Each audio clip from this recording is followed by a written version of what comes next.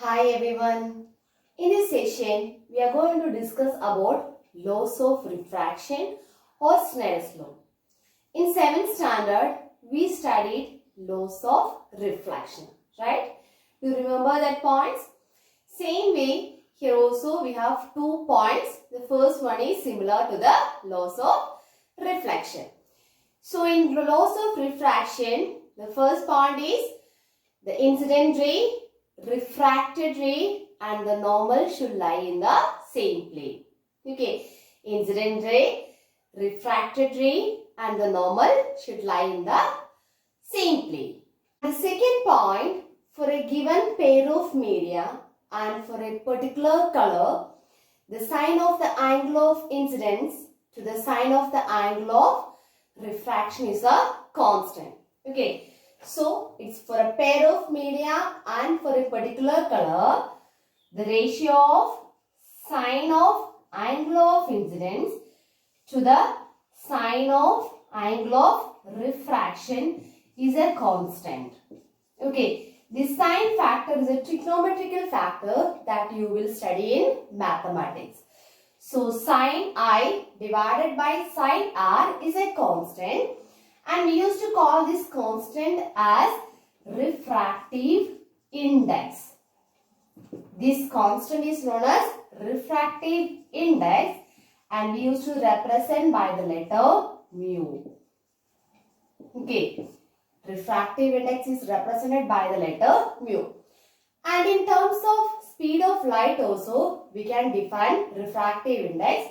So, refractive index is equal to speed of light in first medium divided by speed of light in second medium. That means if the light is traveling from one medium to another medium, the refractive index is equal to speed of light in first medium to the speed of light in second medium. Just consider the light is traveling from air to water. Okay. So, we used to represent that as the refractive index of water with respect to air. Okay. Actually, this stands for water's refractive index. So, this is equal to, what's the speed of light in air? 3 into 10 to the power 8 meter per second divided by speed of light in water is 2 into 2.25 into 10 to the power 8 meter per second. So, here we will get it as 4 by 3 or this is equal to 1.33. So, this is the refractive index of water with respect to air. So, if you know the speed also, we can easily find out the refractive index. Or else, we should know the sine factor of angle of incidence to the sine factor of angle of refraction. Same way, let's find out the refractive index of glass. So, light is traveling from air to glass. Okay.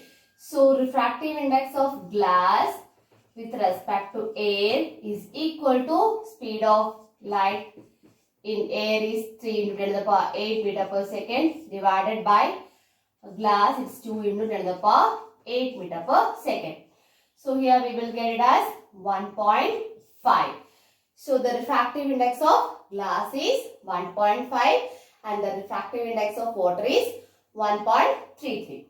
So, the least refractive index is for air, that is 1. So, no other material will have the refractive index less than 1. Now, we will see the effect of refraction. Have you ever noticed that when your leg is inside the water, like when you are inside a stream or pool, your leg is little bit fat and you feel that it is shorter? Have you ever noticed that? Or just take a bucket full of water, keep your hand inside the water. So you can see that you never feel the original size or length of your hand. Let's see what is the reason for that. Just consider we have a beaker and it is filled with water. Okay. So I'm going to keep one coin here. Okay. So we know that when one person is watching from here, what happens? He can see the coin. Just consider this the eye. Okay. So for drawing the ray diagram, we need minimum 2 set of lines. So one ray, there are so many rays are there. I'm just taking 2 rays. Okay.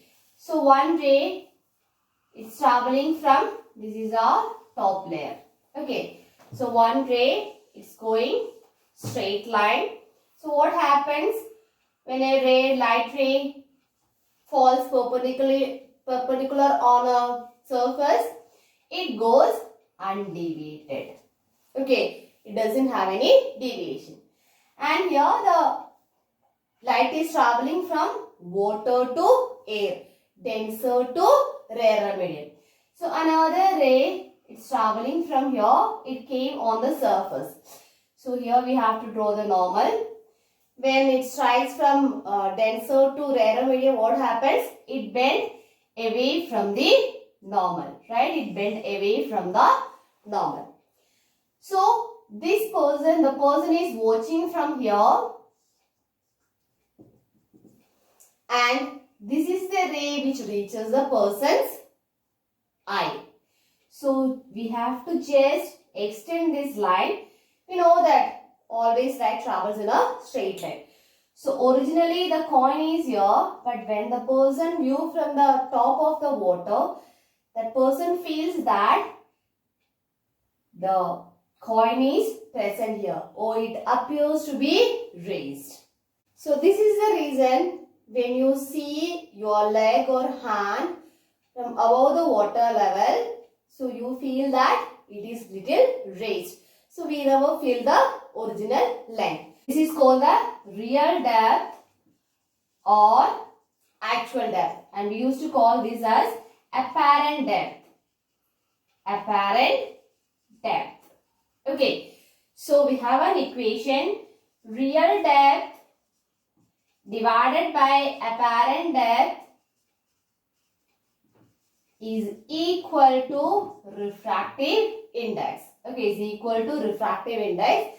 And here, what is the refractive index of water? That's equal to 4 by 3. Apparent depth is equal to,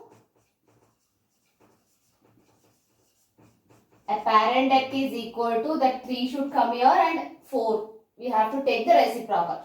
So 3 by 4th of real depth. So this is the way we can find out the apparent depth and real depth. Thank you.